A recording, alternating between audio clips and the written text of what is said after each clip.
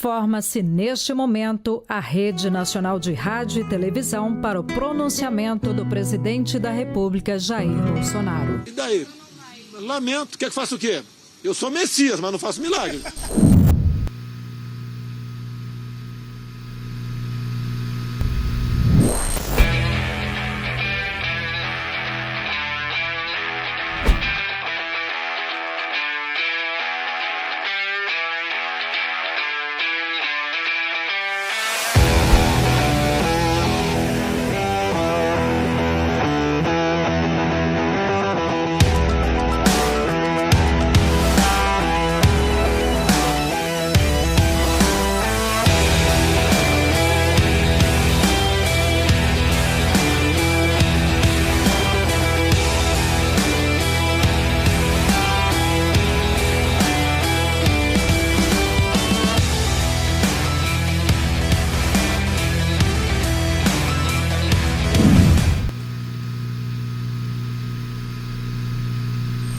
Que as entidades da educação superior de Pernambuco iniciaram uma articulação, dessas entidades para combater a Covid-19, na tentativa de alertar a população frente ao avanço da pandemia. E aí, no primeiro semestre, a gente começa a se reunir, então faziam parte as entidades da UPE, dos IEFs, tanto da Unicap como também do Colégio da Polícia Militar, ligadas ao Sinasef, ao ANDE, Sindicato Nacional. Era uma organização que lançou inicialmente o manifesto, um manifesto que tinha como propósito chamar a atenção justamente para os desmandos e a falta de interesse e a falta de organização política na luta contra a Covid-19. Não havia, naquele momento, um processo real de construção de políticas públicas para a saúde, para a educação, que dessem conta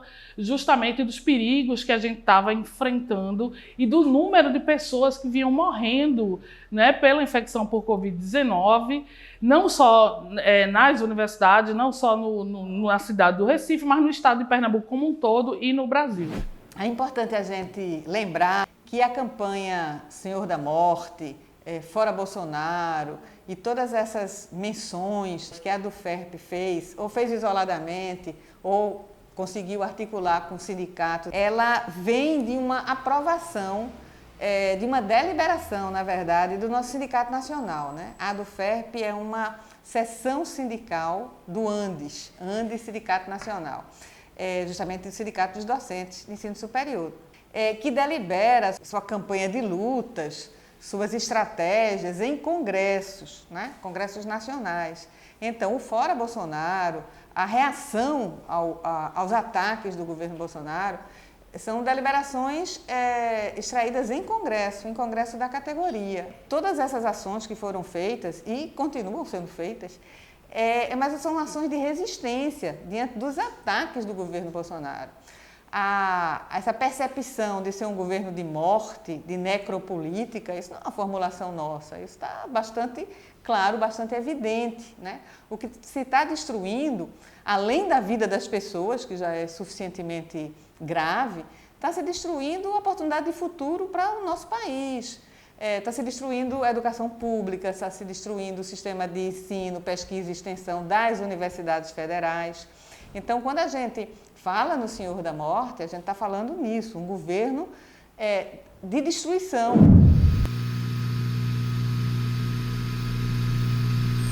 Então, a gente inicia a elaboração disso ali por volta de agosto de 2020, e fechamos aí um mês com a arte elaborada e a contratação da empresa para a elaboração desses outdoors. Então foi um pool que a gente chama de sindicatos, mas também da sociedade civil organizada, que se expressou através, nessa articulação com os Amigos pela Democracia, que reúne profissionais liberais, trabalhadores do serviço público, que também entraram como pessoa física nesse processo de contratação desses 72 outdoors que foram do litoral ao sertão de Pernambuco, ou seja, uma campanha robusta na tentativa de esclarecer à população o que estava acontecendo no nosso país. Uma das repercussões, né, foi justamente a reação do próprio capitão que está sendo presidente desse país, de se sentir atingido na sua honra, né, por ser chamado o Senhor da Morte. A ADUFERP recebe, e as outras entidades durante um determinado momento, a informação de que um inquérito estava sendo aberto pela Polícia Federal no Distrito Federal, né, diretamente mandado por Bolsonaro, né, e pelo Ministério da Justiça. Então, havia um link direto nesse processo de inquérito que foi aberto para investigar a produção desses outdoors. Nós tomamos conhecimento disso, né, através do dono da empresa dos outdoors. Ele me ligou, perguntou, né, se eu ainda estava na presidência da ADUFERP, pegou a gente de surpresa, porque ele tinha sido o primeiro procurado para saber quem tinha, né, contratado o outdoor à empresa. E aí ele enviou a nota fiscal, né, da ADUFERP, e quem respondia, né, legalmente pela ADUFERP era eu. E aí foi quando eles chegaram a mim, né, a delegada, ela primeiro fez um contato via WhatsApp comigo, né, tentando, né, agendar a oitiva, né, para que eu pudesse me posicionar no inquérito. E aí a gente marcou esse meet com a delegada, e eu estava também na presença do advogado da ADUFERP, né, nesse momento. A professora Érica Suragi, que era presidente do sindicato da ADUFERP, foi chamada a dar um depoimento, né? O depoimento que foi online, a gente estava no período de pandemia, à Polícia Federal sobre o inquérito que estava tentando se instaurar naquele momento com relação aos outdoors. Nós recebemos muitas solidariedades, né? Dentre elas também, né, da vereadora do Recife, Liana Cirnes, que se preocupou, é uma colega de trabalho, né, também professora universitária, com a gravidade da situação e da acusação, e que se colocou numa perspectiva que nós tínhamos que ter, né, a ADUFERP, uma boa defesa, né, uma boa defesa do ponto de vista jurídico. E intermediou, né, essa situação, levou ao conhecimento do nosso advogado, né, do escritório de Cacai, e Cacai prontamente se solidarizou, né, a custo zero, vale-se dizer, né, a nos defender dessa arbitrariedade. Eu penso que esse episódio foi um episódio importante porque fez um marco na resistência, não só da questão da livre liberdade de expressão, mas mesmo da necessidade de nós sermos absolutamente firmes nos excessos que fazem com a liberdade. Então, eu só tenho a agradecer o fato de ter sido chamado para poder pensar junto e ajudar no que é possível fazer, porque a gente observa que de lá para cá o Brasil está cada vez num momento mais tenso. E as tensões, elas se capilarizam de uma forma que, se a gente não responde a cada uma das provocações, não tenhamos dúvidas, nós iríamos sucumbir. Falar que aquele outdoor, de alguma forma, tinha algo que pudesse atentar contra as liberdades era uma hipótese de ceder a essa visão fascista que, infelizmente, está cada vez mais incorporada ao Brasil. Nós temos que resistir. O caso da professora Érica Suragi é um desses casos que a gente considera um caso emblemático, não só do ponto de vista, né, da individualidade dela enquanto uma defensora de direitos humanos, mas também na condição dela de presidenta da associação. Então, é um caso especial de violação de direitos humanos, porque tem tanto uma perspectiva individual quanto uma perspectiva coletiva da associação.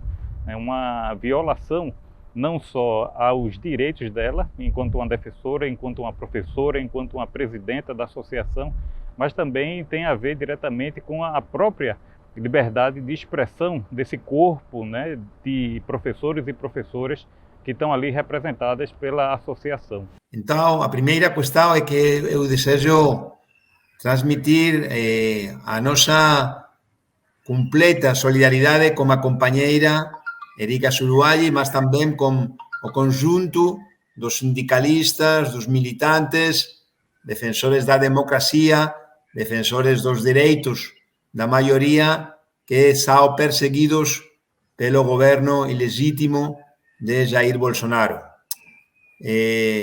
Direitos elementales, como são o direito da associação, o direito da liberdade de expressão, são questionados hoje. Eu desejo também dizer que os direitos não são fragmentáveis, não são divisíveis.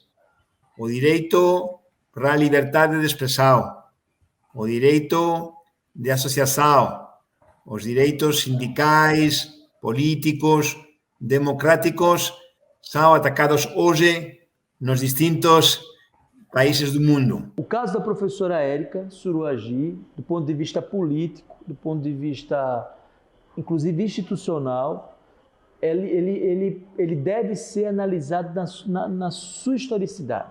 Ele acontece num período de pandemia, um período de perseguição à ciência, de perseguição aos pesquisadores e pesquisadoras. Ele não acontece num momento aleatório.